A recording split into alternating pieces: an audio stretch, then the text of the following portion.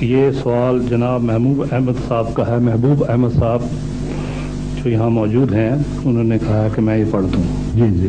اکثر سچی خوابیں آنا کیا اس بات کی دلیل ہے کہ انسان سچا ہے؟ سچی خوابیں اور وحی الہی میں کیسے فرق ہوتا ہے؟ سچی خوابیں آنا اکثر اس بات کی علامت ہوا کرتی ہے کہ اللہ تعالیٰ سے کوئی تعلق ہے، لیکن سچی خوابیں آنا اس بات کی ضمانت نہیں ہے کہ یہ شخص واقعتاً نجات یافتہ ہے، کیونکہ سچی خوابیں سائنسدانوں کو بھی آئی ہیں، دہریوں کو بھی آ جاتی ہیں. حضرت یوسف علیہ السلام کے زمانے کا بادشاہ جو حضرت یوسف کے مذہب کو ماننے والا نہیں تھا، اس کو بھی ایسی سچی خواب آئی کہ دنیا میں کم ایسی سچی خوابیں دکھائی دیں گی. تو سچی خوابیں اس بات کی تو علامت ہیں کہ خدا ہے، لیکن یہ لازمی گواہی نہیں دیتی کہ جس کو آ گئی وہ خدا رسیدہ بھی ہے. خدا رسیدہ ہونے کے لیے ایسی خوابیں دیکھنا ضروری ہے جس میں الہی تائیدات اور نشانات ہوں جو دوسروں کو بھی دکھائی دیں.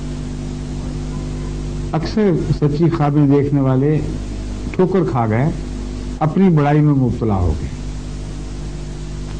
کیونکہ سچی خوابیں ضروری نہیں، یہ بھی ضروری نہیں کہ اللہ تعالیٰ سے ہوں.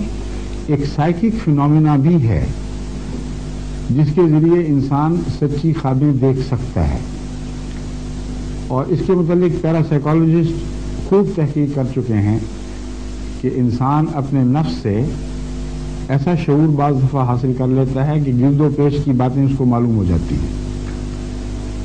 ایسے ہی ایک کیس بلغاریہ میں وونگا کا ہے، جس کے ہاں بے حد ہجوم لگا رہتا ہے لوگوں کا، اور بڑے بڑے جو حکومت کے سربراہ بھی دوسرے بھی اس کی حاضری دیتے ہیں، کیونکہ وہ ایک اندھی عورت ہے جس کو سچی خوابیں اور سچے تاثرات عطا ہوتے ہیں. بعض دفعہ اپنے دل کی حرکت سے وہ اندازہ لگاتی ہے کہ یہ ہوگا. اس کے متعلق مجھ سے ایک دفعہ بلغاریہ کے آنے والے ایک بڑے افسر نے بات کی،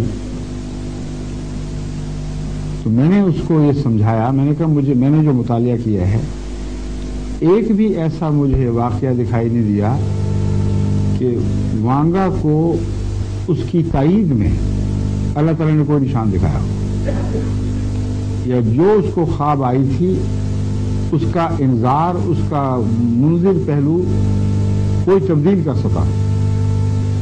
مگر اللہ تعالیٰ جو اپنے پیاروں کو سچی خوابیں دکھاتا ہے تو اس کے انذاری پہلو کو دور کرنے کی طاقت رکھتا ہے، اور وہ ٹال بھی دیتا ہے.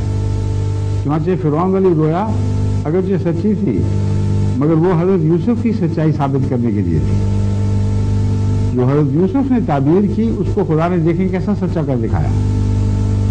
بس اللہ تعالیٰ کی طرف سے جو رویا ہوں ان کے ساتھ ایسے تائیدی نشان ہوتے ہیں جو اس شخص کی عظمت اور بڑائی اور قرب الہی پر نشان ہو جاتے ہیں. حضرت صلی اللہ علیہ وآلہ وسلم کو جو رویا اور کشوف ہوئے، الہامات کو الگ رکھے، ان وہ اس قطعی صفائی سے پورے ہوئے ہیں اور تائید میں ہوئے ہیں، ہمیشہ مخالفت میں نہیں. بس ایسا بزرگ انسان جس کو خدا سچی رویا دکھاتا ہے اس کو اپنی رویا نمونے کے طور پر دوسروں کو دکھانی چاہیے، بتانا چاہیے کہ دیکھو میری تائید میں خدا نے یہ نشان مجھے بتایا ہے اور ایسا ہو کر رہے گا. پھر دنیا بھی گواہ ہو جائے گی. ورنہ اپنے نفس میں جو چاہے جو مانے، ہمیں کیا ضرورت ہے یہ کہنے کی کہ نہیں جھوٹ بولتا. سچا ہوگا، اپنی جگہ ہوگا، اپنے گھر ہوگا، مگر جب وہ باہر نکل کے اعلان کرے گا کہ مجھے مانو کہ میں سچا ہوں، تو پھر ان نشانات کا مطالبہ جائز ہے. رویا کے ایسے نشان دکھاؤ جو دوسروں کو بھی دکھائی دیں اور وقت سے پہلے تو انہیں بتائے ہوئے ہوں اور بعد میں پورے ہو جائیں. ٹھیک ہے؟